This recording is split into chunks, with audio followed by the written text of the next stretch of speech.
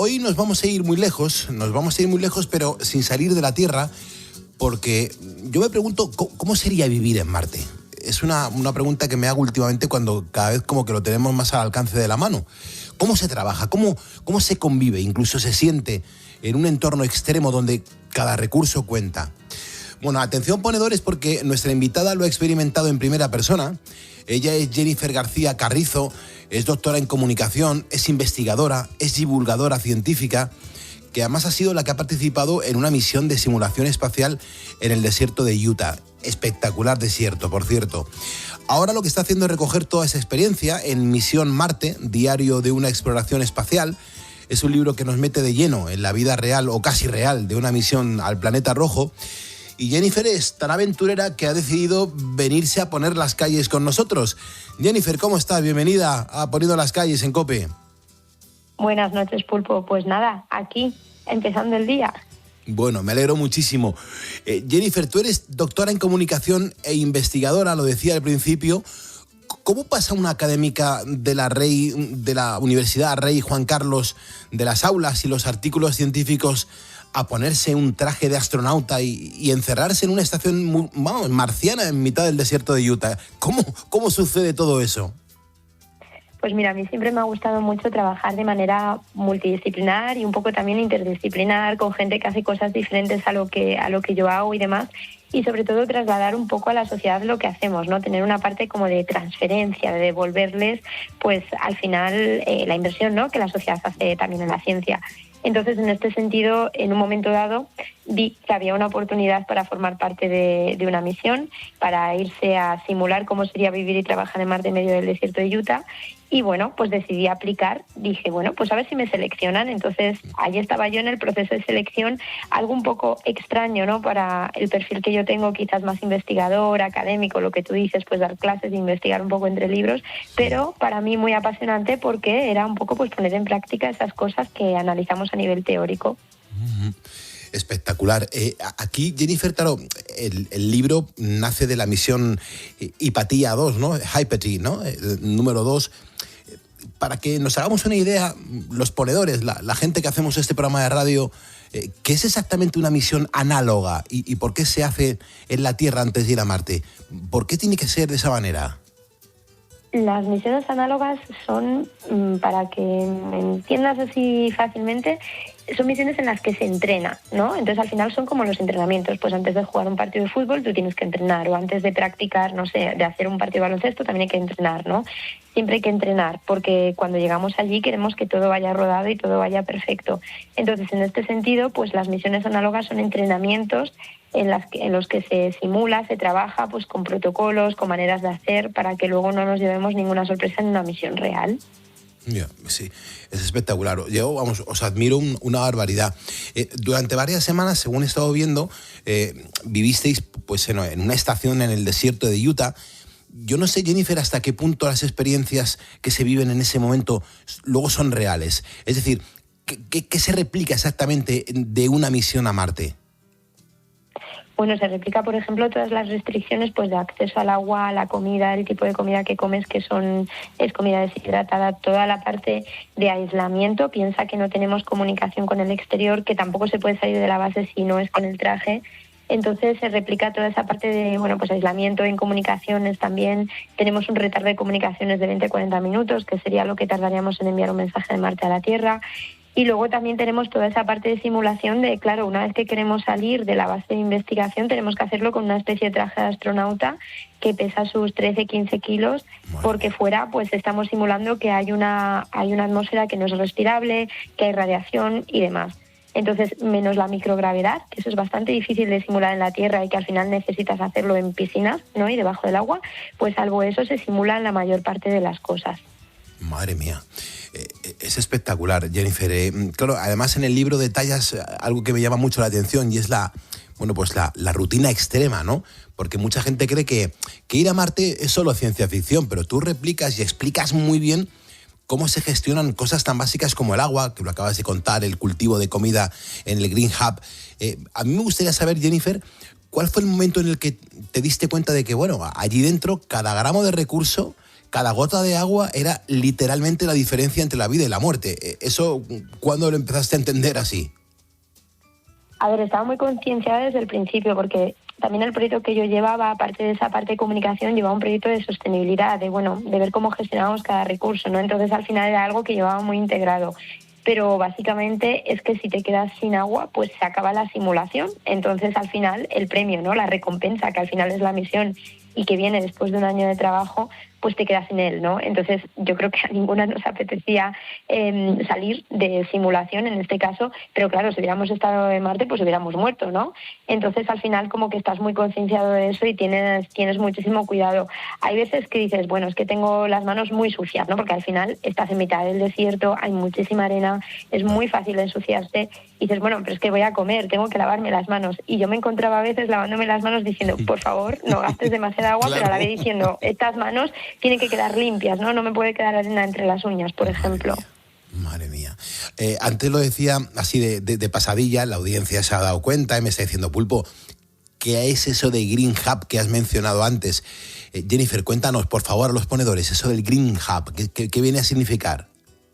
El Green Hub es el invernadero de la estación. Uh-huh. Entonces es como el único espacio en el que podemos tener frutas, verduras frescas. Bueno, frutas, verduras, te diría, tomates cherry, albahaca, este tipo de cosas, ¿no? Cosas muy, muy básicas y que al final pues obtienes 12, 13 tomates en los 15 días que estamos allí para 7 personas. O sea que al final es más que nada una especie de conexión y de experimento, ¿no? De conexión con la Tierra en el sentido de, bueno, podríamos tener un pequeño invernadero en Marte, ¿cómo sería? ¿Cómo tendríamos que plantar y hacer que desde semilla nos creciera el fruto, ¿no? Y luego también esa parte de, al final es lo único verde, ¿no? Que ves alrededor en mitad del desierto. Entonces sí que facilita esa conexión con la Tierra, porque al final estás allí y parece muy poco tiempo, pero tú a los 3-4 días ya te has olvidado, ¿no? A mí una de las cosas más curiosas que me pasó cuando salí es que ya saliendo de la simulación, ¿no? Y cogiendo el coche porque nosotras no simulábamos el viaje de ida y de regreso de Marte, sino simplemente estar allí. Entonces, una de las cosas más curiosas que me pasó fue salir de la base, coger el coche kilómetros y kilómetros y de repente ver una señal, ¿no? Y decir, vale, planeta Tierra, es verdad, hay señales de tráfico, ¿no? Al final estás allí mucho tiempo y se te acaba olvidando cómo era. Buah, impresionante, Jennifer. En este libro hablas mucho lógicamente mucho del aislamiento. Porque claro, estar encerrada con una tripulación internacional en condiciones extremas, yo imagino que tiene que pasar una factura brutal. Curiosamente, yo es algo que disfruté mucho. Mentalmente estaba muy preparada, porque al principio me daba muchísimo miedo. Creo que era lo que más me preocupaba de la misión, ¿no? Y sin embargo, luego fue algo que fue muy sencillo, muy fácil. Creo que al final todas éramos muy conscientes de la situación en la que estábamos. Y siempre lo digo, estás en la misión pensando, bueno, lo más importante es la misión y quizás no yo como individuo, ¿no? Sino todo el conjunto.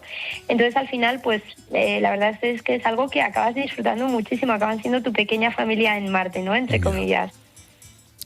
Sin embargo, es que llama mucho la atención, ¿no? En esos ambientes, la base marciana, digamos, no sé, ¿qué te enseña en cuanto a la convivencia? No sé si la capacidad de empática que pueda tener uno se viene abajo o se viene arriba, o realmente uno tiene que luchar por llevarse bien, por entenderse y por trabajar en equipo. No tengo ni idea, porque es tan diferente a todo, Jennifer, lo que has hecho. Ya, pues mira, curiosamente yo te diría que la capacidad empática se viene arriba y que además pasa una cosa así como un poco mágica de que no hay conflictos por nada, ¿no? Al final algo pues que a lo mejor en la Tierra te podría sentar mal o te podría enfadar tal, ahí es como que no le das ninguna importancia porque formas parte de algo como superior, entre comillas, ¿no? Como algo que va más allá de ti o de tu enfado, de algo que te puede haber sentado mal. Entonces al final se forman unas dinámicas de grupo muy interesantes, muy positivas. Sí. Es como, bueno, pues no sé, me has quitado mi taza, da igual. Un ejemplo tonto que ni siquiera ocurrió, ¿no? Pero te quiero decir, algo que a lo mejor te podría molestar, pues allí simplemente lo dejas pasar. Y bueno, pues te enseña, de vuelta a la Tierra, te enseña que a veces damos importancia a cosas que es que en realidad no la tienen, ¿no? Claro. Y que se vive mucho mejor sin conflicto, en realidad. No, desde luego que sí. Además, otra cosa que me llama mucho la atención, que me gusta, que me hace disfrutar este libro, es que está como escrito en formato diario, ¿no? Y que además dibuja soles, días marcianos, o sea, está todo muy bien estructurado. Yo no sé, Jennifer, ahí realmente ¿Cómo es un día normal en esa base? ¿Qué hacíais desde que os levantabais hasta que os acostabais? Cuéntame, hazme una cronología. Pues mira, en realidad todos los días son iguales y siguen el patrón no estructurado de, bueno, deporte, desayuno, 4 horas para trabajar, comida, otras 4 horas para trabajar, 2 horas para conexión a internet en los cuales conectas con control en tierra, ¿no? Con las personas que estarían en tierra dándote soporte y hablas con ellos, cenas, te vas a la cama. Entonces, en realidad todos los días son iguales y siguen una estructura como muy predeterminada, pero en realidad pues cada día acaban pasando cosas diferentes, ¿no? En esas 4 horas que tienes para trabajar, pues estás haciendo cosas diferentes. Unos días sales fuera de la base, otros días te quedas dentro. Unos días hace muchísimo viento, muchísimo frío, otros días muchísimo calor. Un día se te cae una cámara al suelo y se te rompe una lente, ¿no? Entonces, al final el libro habla un poco de eso, ¿no? Va hablando un poco en formato diario lo que acaba pasando cada día y a la vez pues voy aprovechando, ¿no? Pues si hoy estamos montando un reflector, ¿qué es eso de un reflector, no? Y contarle pues al lector qué es un reflector, para qué sirve.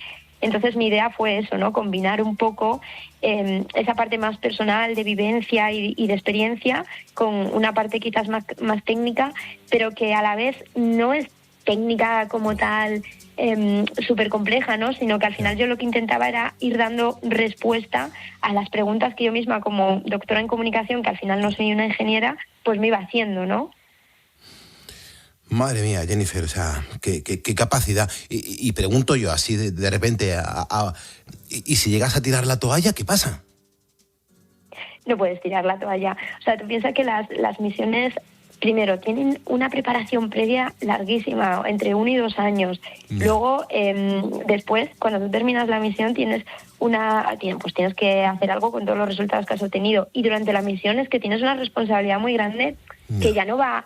O sea, yo sentía, bueno, pues que no iba de mí, ¿no? Sino que al final, pues, en este caso, Hipatia Más, la asociación que me había seleccionado para formar parte de la tripulación, había confiado en mí, pero sobre todo también la Universidad de Rey Juan Carlos, ¿no? Que era, junto con el XR Coblab, que es es una especie de laboratorio de comunicación inmersiva que tenemos allí, pero al final yo sentía, vale, esta gente ha confiado en mí, me ha permitido venir aquí, ha permitido que yo trabaje en esto durante todo este tiempo y no puedes tirar la toalla. También te diría que, bueno, a nivel personal yo tampoco, o sea, al final no haces esto porque le debas algo a alguien, sino porque realmente te hace muchísima ilusión. Entonces a mí lo de tirar la toalla es algo que realmente no me ocurrió y que tampoco te da como tiempo a pensarlo, ¿no? Porque al final tienes como los días tan estructurados, tienes tantísimas cosas que hacer y luego todo es tan lento allí, porque yo al final llevaba un proyecto que yo decía, vale, esto en la Tierra lo hago en 1 semana. Bueno, pues a mí allí me llevo 2 y lo que al principio yo decía, bueno, que lo voy a terminar y me voy a aburrir. Y no te vas a aburrir nunca, porque todo es muchísimo más lento de lo que te imaginas. Tienes 1000 protocolos, entre que te pones el traje y te lo quitas se va 1 hora, ¿no? Claro. Entonces, al final todo es eso, es extremadamente lento y es que no te va a quedar tiempo para aburrirte ni siquiera. Yo te digo, a mí no se me pasó por la cabeza, wow, y si tiro la toalla. De hecho, no se me pasó nunca, no sé por qué, no sé si cuando te seleccionan miran o rascan ahí y dicen, oye, esta persona puede tirar la toalla o no. No lo sé. Da gusto leerte el libro, da gusto sentir la emoción que tienes, pero da gusto leerte, o sea, da gusto escucharte, da gusto tenerte cerca aquí poniendo las calles. Somos el programa líder de la madrugada, te agradecemos un montón que estés con nosotros. Además, en este libro me estoy dando cuenta que este libro lo que haces es que, joder, aquí tienes una vocación divulgadora muy clara. Lo que yo no sé muy bien es por qué es tan importante para ti, Jennifer, que la ciencia pues no se quede solo en el laboratorio, sino que llegue a todo el mundo a través de este tipo de relatos personales. Porque podrías perfectamente no haberlo hecho. Sin embargo, lo has hecho por y para los demás. Pues mira, te diré que hay una frase, ¿no?, que me gusta mucho, que es: la ciencia que tengamos mañana depende de la ciencia que comuniquemos en el presente y de que la gente entienda qué hacemos en los laboratorios, ¿no? Entonces a mí es algo que siempre me ha encantado. También hay una parte de devolverle a la sociedad lo que te decía al principio, ¿no?, de pues la inversión que se hace en ciencia, que el ciudadano pueda verla y entenderla y comprenderla. Y luego, pero el libro te diría que sobre todo surge, ¿no?, o que es algo que me apetece hacer y que realmente hago, primero por ordenar toda la experiencia, pero para que no se olvide y no se quede solo en mí, ¿sabes? Como una de las cosas que me pasó durante la misión es, wow, ojalá pudiera tener aquí a mis amigos, ojalá pudiera tener aquí a mi pareja, a mi familia, ojalá pudiera compartirle esto al mundo entero, intentar transmitir lo que se vive, ¿no? Porque es algo como muy especial, lo estás viviendo y dices, ay, por favor, que no se acabe, qué divertido es esto, ¿no? Qué bien está. Y claro, pues yo sentía que la experiencia se quedaba allí solo conmigo y con mis compañeras, pero que no era capaz de comunicársela al mundo. Entonces, ya de vuelta, ¿no? Cuando me senté a escribir el libro nace un poco con esa intención de voy a guardarme en una cajita lo que he vivido aquí y se lo voy a contar al mundo, ¿no? Y un poco la intención es esa, que la gente lo pueda leer y se pueda venir conmigo a Marte, entre comillas, ¿no? A la simulación, porque ojalá, no sé, a mí me encantaría, ¿no? Decir, venga, que todo el mundo pudiera vivir esto, ¿no? Es así un poco en cómo nace. Sí, desde luego, es espectacular. Además, tu participación en la misión, ¿cómo se dice? ¿Hipatia o Hipatia? Hipatia, ok. Sí. Tu participación en la misión Hipatia 2, yo creo que subraya perfectamente la importancia, ¿no?, de la diversidad en la ciencia. En esta misión creo además que todas erais mujeres. ¿Cuál es el mensaje que le darías a todas esas chicas jóvenes, a esas mujeres jóvenes que miran hacia el espacio y piensan que ese mundo es inalcanzable para ellas? Y a lo mejor, no lo sé, tú tienes algo que decir. Claro, pues mira, en este caso son misiones que tienen un prefijo, ¿no?, que es el inter, que a mí me encanta, que son interdisciplinares, es decir, que hay varias disciplinas como la comunicación, pero la ingeniería, la geología, o sea, que no todo el mundo es de ciencias puras, entre comillas, o STEM. Luego son intergeneracionales, es decir, que puede ir cualquier persona que tenga más de 18 años. Y luego, pues, a mí eso es algo que me parece muy, muy interesante, ¿no? Porque al final creo, y el mensaje, ¿no?, aquí también para las niñas, es que pues que no hay barreras de género disciplinares o de disciplina, ¿no? Y que al final es eso, que esto va de soñar todo lo lejos que puedas llegar, porque primero tienes que soñarlo para conseguirlo, ¿no? O pensarlo.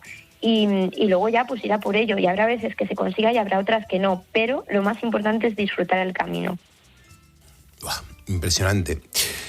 Impresionante. Además, en este libro dices que el planeta rojo funciona como un laboratorio, pero también como un espejo de lo que hacemos con nuestro propio planeta. Me parece muy importante esa reflexión. ¿Cuáles son las lecciones o qué lecciones de sostenibilidad y respeto por los recursos que aprendiste en la simulación, me refiero, Jennifer, crees que deberíamos aplicar de inmediato en nuestro día a día en España, por ejemplo, en nuestro país? Mira, muchas veces se habla de Marte, ¿no?, como planeta B. Bueno, nos cargamos la Tierra y nos vamos allá a vivir. Yo te diría que Marte, primero, tiene microgravedad, tiene una gravedad que es casi la mitad de la Tierra. Eso te da problemas en huesos, músculos. En 6 meses, si volvieras a la Tierra, te verías en una silla de ruedas y te costaría recuperarte. Piensa que por cada semana en Marte tendrías 4 semanas de recuperación en la Tierra, ¿no? Entonces, el primer problema es la microgravedad. Marte tiene más problemas como la radiación, ¿no?, que al final, hoy en día, pues todavía no tenemos la tecnología para lidiar con ella y no se sabe lo que pasaría, ¿no? En un cuerpo humano expuesto a esos niveles de radiación, pues es algo que tú ya sabes que la radiación buena no es, ¿no? Entonces, al final, Marte no tiene oxígeno o tiene muy poco oxígeno en su atmósfera. Cada vez que saliéramos de una base de investigación tendríamos que salir con un traje. Tu vida de Marte sería así, sería terrible, no sabemos cuánto duraría allí un ser vivo a largo plazo, ¿no? Entonces, hablar de Marte como un lugar donde nos vamos a vivir porque nos cargamos la Tierra al final es pues completamente hipotético, o sea, no tiene ningún sentido, y Marte es uno de los es el planeta que más se parece a la Tierra. Entonces, tú imagínate irnos a vivir allí, sería terriblemente terrible. Entonces, una de las cosas que aprendes es que no hay planeta B, o sea, el único planeta que tenemos es la Tierra, lo tenemos que cuidar. Efectivamente, ¿se podrá ir a Marte? Sí, y se podría ir a Marte con una finalidad pues más investigadora, se podrá incluso hacer una base permanente, pero con gente que vaya cambiando y rotando, ¿no? Claro. Pero estamos lejos todavía de eso y falta mucha inversión y falta, pues mucho desarrollo tecnológico para conseguirlo, ¿no? Pero en ese sentido, pues te diría que al final eso, que tenemos un planeta, que hay que cuidarlo, que es de todos y todos y todas somos responsables de él. Y que pues pequeñas acciones, ¿no?, que al final es lo que el ciudadano del día a día puede hacer, porque tampoco puedes pedir más, pero que si cuando nos duchamos, en vez de abrir la ducha hasta el infinito, tú piensas que un minuto de una ducha abierta son 20 litros de agua. Entonces, a lo mejor, pues mientras te estás enjabonando, cierras la ducha y te ahorras 20-40 litros de agua que vienen bien, ¿no?, para mantener la sostenibilidad del planeta, pero también para la sostenibilidad de la factura. Totalmente. Entonces eso, ¿no? Pues pequeñas acciones. Totalmente. Y después de haber vivido esta simulación, este experimento tan espectacular, Jennifer, ¿cómo ¿cómo ha cambiado tu percepción de nuestro planeta azul al volver a la vida real y traspasar, oye, pues unas cuantas semanas imaginando que vivías en otro mundo? ¿Cómo ahora desde esa perspectiva que has conocido, cómo vives el día a día? Pues te diría que es maravilloso. Claro, hay cosas extrañas, ¿no? Cuando vuelves después de haber estado en aislamiento en un lugar muy concreto, sin ver gente, tú no ves la televisión, tampoco ves medios de comunicación, no tienes casi ni acceso a internet. Entonces no es exactamente como cuando estuvimos aislados en el COVID, porque hay como un aislamiento digital, ¿no? También. Te diría que, claro, pues una de las cosas que te pasa es, wow, ¿cómo me integro yo, no? Otra vez de nuevo en la sociedad. Al principio sientes mucho choque al ver tanta gente. Tú piensas que nosotros salimos de allí y 2-3 días después estábamos metidas en un aeropuerto abarrotado de gente. Entonces para mí fue un choque bestial de, wow, claro, qué gente hay aquí, ¿no? Entonces de repente empiezas a sentir, bueno, tienes algunos problemas de reentrada, ¿no? Que se le llaman, o cosas como, por ejemplo, estás en una misión en la que todo está pautado, los horarios, qué vas a comer, qué vas a cenar, te sales y de repente el mundo está lleno de posibilidades y de opciones, las cuales al principio te abruman, pero luego dices, qué belleza, ¿no? Este mundo en el que pues podemos elegir, podemos compartir con otros. Entonces empiezas a valorar cosas que quizás antes pues no valorabas de la tierra.